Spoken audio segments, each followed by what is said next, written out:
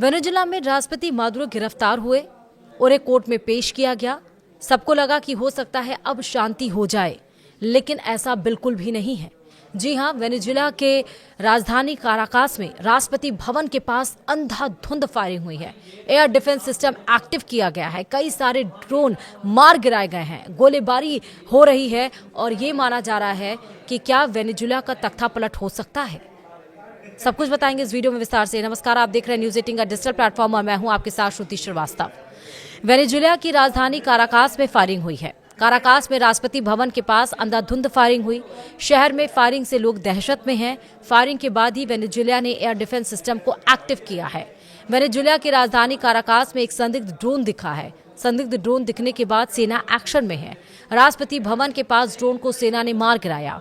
इसके लिए anti aircraft हथियारों का इस्तेमाल किया गया। ड्रोन को गिराने के बाद अब वेनेजुएला की सेना एक्टिव है। बख्तरबंद वाहन और सैन्यकर्मी राष्ट्रपति भवन को घेरे हुए हैं, जबकि सरकार ने परिसर के ऊपर ड्रोन की मौजूदगी की निंदा की है। सरकार ने कहा है कि हालात काबू में हैं, लेकिन रिपोर्ट के अनुसार सेंट्रल काराकास में स्थित मिराफ्लोरेस पैलेस के ऊपर अज्ञात ड्रोन उड़ते देखे गए हैं, जिसके बाद सुरक्षा बलों ने रात करीब 8 बजे जवाबी फायरिंग की।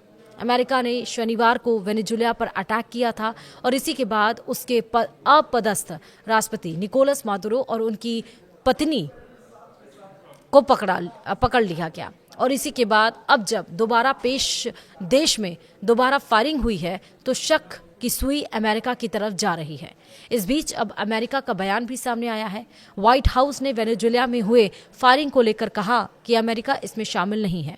व्हाइट हाउस ने कहा कि वेनेजुएला के राष्ट्रपति भवन के पास गोलीबारी और ड्रोन देखे गए, लेकिन इसमें अमेरिका की कोई भूमिका नहीं है। इस बीच BNO न्यूज ने बताया कि काराकास के कई इलाकों में करीब 45 मिनट तक भारी गोलीबारी की आवाजें सुनी गई हैं, जिनमें राष्ट्रपति भवन के आसपास के क्षेत्र भी शामिल थे। रिपोर्ट में कहा गया कि घटना के दौरान लोगों ने ड्रोन या किसी विमान जैसी आवाजों भी सुनी हैं और कुछ इलाकों में बिजली गुल हो गई है।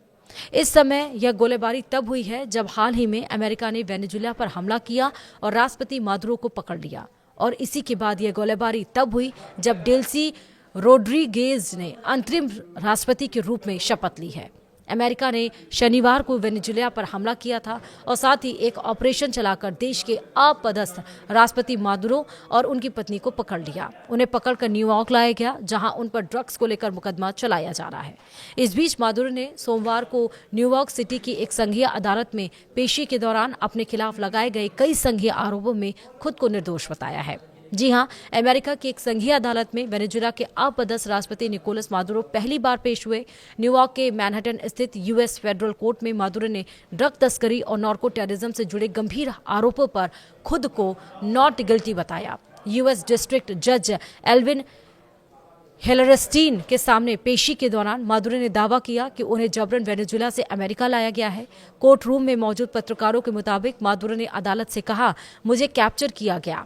CNN की रिपोर्ट के मुताबिक मादुरो का यह बयान सुनते ही कोर्ट में सन्नाटा छा गया।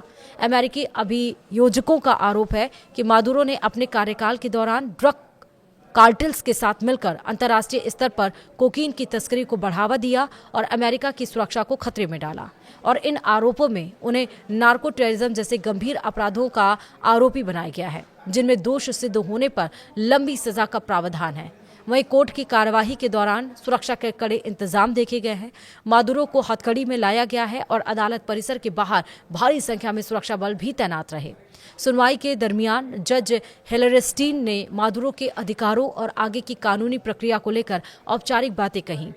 अब आपको ये भी बताते हैं कि क्या बोले मादुरो के वकील भी। मादुरो के वकीलों ने अमेरिकी अदालत के अधिकार क्षेत्र पर सवाल उठाए और कहा कि उनके मुवक्किल को अंतर्राष्ट्रीय कानूनों का उल्लंघन करते हुए हिरासत में लिया गया। मादुरो पूरी कार्रवाई के दौरान शांत और भावहीन दिखे। उनकी पत्नी भी कोर्ट में पेश की गई थी, जिनके चेहरे पर कुछ निशान थे। वकीलों ने कहा कि ये निशान उन्हें पकड़ने की कार्रवाई के दौरान आए हैं। इस केस पर दुनिया भर की नजरें टिकी हुई हैं, क्योंकि यह मामला सिर्फ कानून तक सीमित नहीं, बल्कि इसके बड़े राजनीतिक और कूटनीतिक मायने भी निकाले जा रहे हैं। मादुरो की गिरफ्तारी के खिलाफ खुद अमेरिका में भी प्रदर्शन हो रहे हैं, लेकिन एक बड़ा वर्ग ऐसा भी है जो ट्रंप की कार्रवाई को सही ठहरा रहा है। वहीं जिस तरह हमने आपको बताया है, इस पर व्हाइट हाउस का क्लैरिफिकेशन भी आया है। अभी जो गोलीबारी, जो ड्रोन अटैक किए गए हैं, इसमें साफ तौर पर व्हाइट हाउस ने कहा है, वो हम आपको बताते हैं। व्हाइट हाउस ने कहा है कि स्पष्ट किया कि वेनेजुएला की राजधानी काराकास में राष्ट्रपति भवन के बाहर हुई गोलीबारी में अमेरिका की कोई भूमिका नहीं है। जी हाँ, व्हाइट हाउस के एक अधिकारी ने CNN को बताया कि अमेरिका इस घटना में शामिल नहीं है, लेकिन स्थिति पर नजदीकी से निगरानी रख रहा है। वहीं अमेरिका ने यह भी बोला है कि अमेरिका का मकसद वेनेजुएला में सत्ता परिवर्तन नहीं है। ये भी आपको बताते हैं। दरअसल अमेरिकी हाउस स्पीकर माइक जॉनसन ने स्पष्ट किया है कि वॉशिंगटन का मकसद वेनेजुएला में रिजीम चेंज नहीं है, भले ही निकोलस मादुरो की सरकार को हटा दिया गया हो। जॉनसन ने यह भी कहा कि वॉर पावर्स के संदर्भ में हम युद्ध की स्थिति में नहीं हैं, अमेरिका की सशस्त्र सेनाएं वेनेजुएला में नहीं हैं और हम उस देश पर कब्जा नहीं कर रहे हैं। स्पीकर के इस बयान से अमेरिका की स्थिति को लेकर बढ़ रही अटकलों पर फिलहाल कुछ देर के लिए, कुछ हद तक के लिए विराम लगता हुआ दिखाई पड़ रहा है। तो अब सवाल ये उठता है कि आखिरकार जो वेनेजुएला पर गोलीबारी हुई है, फिर सड़कों पर जो सेना नजर आ रही है, वो किसकी है। वीडियो में था ही। नमस्कार।